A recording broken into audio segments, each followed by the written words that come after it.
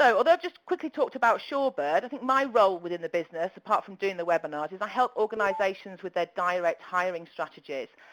We do that through technology, through social media. I do an awful lot of webinars on a one-to-one basis with job seekers as well, but primarily going into businesses, looking at their strategies, working out the best ways in order to access social media and the internet to basically bring recruitment back in-house and have more control over your talent brand, and ways in which to sort of make that work for you. Because obviously each company is different, and each strategy that those companies put into place is very different as well. I'm an EMEA Talent Solutions partner with LinkedIn as well, which essentially means I do have some access to some key information, but it also helps then if there's a product that you might be thinking of purchasing, it helps me sort of give you that lead in to talk to the right person as well. So this is certainly not going to be a sales pitch with regards to LinkedIn, because I think it's important that you understand, but I also think it's important that you understand what the products are and what potentially you could have access to, and certainly what recruitment agencies are having access to. So what am I going to talk about today? I want to talk about the statistics and what experience can tell us, what my own experience can tell us, and what the statistics sort of say. I'm going to scatter those in throughout the webinar. We're going to look at the key tools that recruiters are using to source talent on LinkedIn, and there's going to be some paid ones and some free ones. I'll be asking some questions in regards to, some of you will have full Recruiter Talent Solutions products already purchased, I'm sure. Other people might not know what those solutions are. So I'm going to sort of, try and sort of hit in the middle really, and give you as much information that you can walk away from here with a sort of a much more knowledgeable about what those tools are. I'm going to look at expectations, maybe your return on the investment with regards to what you're putting into using social recruiting methods, and also looking at the key elements within your social recruiting policy and procedures and processes. So there's a fair amount to cover there.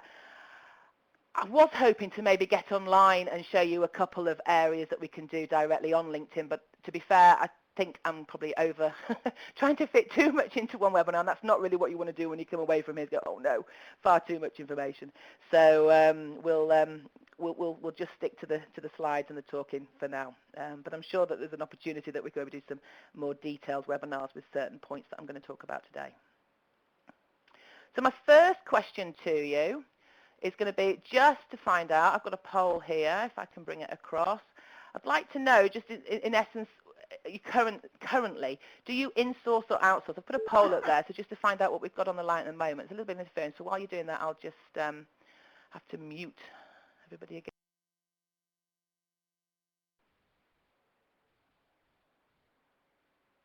Okay.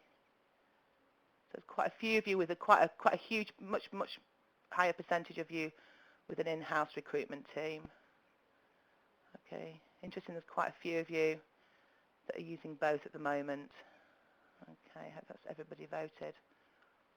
Okay, that's interesting. So most of you are, but by the sound of it, most of you are in-house, or you're using in-house and you're sort of using some agencies to sort of get some additional skill sets into your business and find some additional talent. Okay, but none of you are all outsourcing to third party. That's brilliant. Thanks ever so much for that. That really helps me sort of when I'm now looking at where to pitch this. So let me just hide that for a second. Okay. So I thought we'd first of all start based on the name of the webinar. So what do recruitment agencies don't want you to know about LinkedIn? Does anybody know any fantastic recruiters? I mean, has anybody any experience? If you have, say yes, and if you haven't, say no. Do we know of any? You might class yourself as a fantastic recruiter, maybe.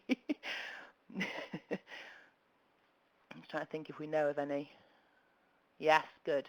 Because there are a few. Thanks, Rob. There definitely are a few out there. There's some really good ones out there. Obviously there's an awful lot of ugly and bad ones, but we really want to talk about the really good ones today. I think with regards to what do they know, what do they do with regards to sort of what makes them different, what makes them a fantastic recruiter. Whoops! Before I go there.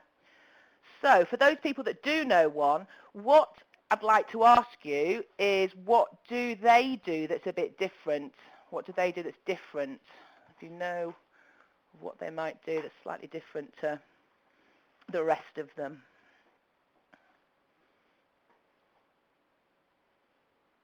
people are typing, that's good. Not pesty with pointless candidates.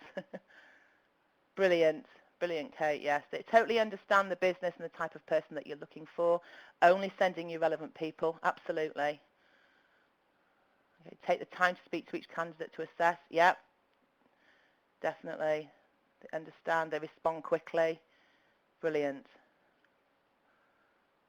Brilliant. So they take it with, do their own pre-vetting. That's right. There's a lot of good answers there, and I completely agree with what the answers that you've given there. I've written a list myself with regards to the sort of specifics with what they sort of maybe do differently, and some of the ones obviously that you've mentioned there we have got on the list as well. So they know the market, they understand the candidates, they take time with each candidate, as Amanda said, understanding the specifications, and fast. Somebody mentioned that they respond quickly. I think it's important they don't respond too quickly. I've had this conversation this morning already insofar as one thing that recruitment agencies seem to be doing is sort of just throwing sort of mud at walls really and hoping someone will stick as fast as possible. But they can find that talent fast and they can get it to you. Some of the areas that I'd just like to sort of maybe focus in just for a second is they also know how and where to advertise and source. So they know their sourcing skills. They know how to find those candidates online. And they also know how and where they're going to network. The other thing that I think the really good ones know, and they get the tech, they're really proficient with it. They're not just given a social media platform and say, there you go, get on with it. They're trained, they're invested in, and they understand how to use that tech, which is sort of partly of what we're going to talk about today. There's quite a really good article that LinkedIn have published, and that's The Modern Recruiter. It's a 62-page download that you can get. And it's got some really interesting information on. Now, one area that they sort of look at with regards to what does the modern recruiter do differently today is they segregate between the art and the science, and they say that they're a blend of the two. So we're looking at the matchmaker, the marketeer, the salesperson, the talent advisor from an art perspective, and then we're looking at the data nerd and the researcher and the technologist from a scientist basis. There's a lot of skills that a good recruiter has, and I'm thinking of your own in-house teams.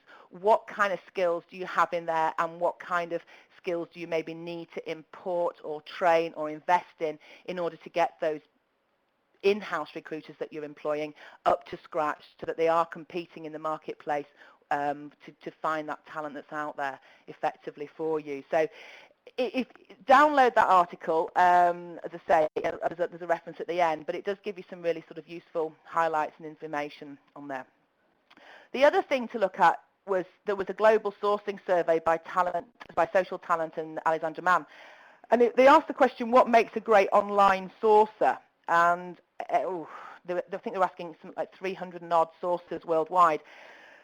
And with the technical about the technical search knowledge, they put together multiple choice questions with regards to what they knew about technical searching. And the third-party sources scored 3% higher in technical search skills than in-house teams. Now, it's not a massive variance, and it does give you an opportunity for an in-house team to actually get those skills polished up with regards to finding and search skills with regards to finding those individuals. Interestingly, the sources in IT scored up to 12% higher, which doesn't really surprise me because obviously they're searching for IT candidates. But certainly something maybe to sort of have a think about and brush up. But as a question, does anybody internally invest and train their internal in-house teams with regards to sort of the technology and sourcing methods that we can currently use on social media and online and on LinkedIn? Not yet. Something you're pushing for? Yeah, Amanda. That's good. Basic LinkedIn training. I think where we are now in the sort of the platform of the maturity of social media and recruitment, people have sort of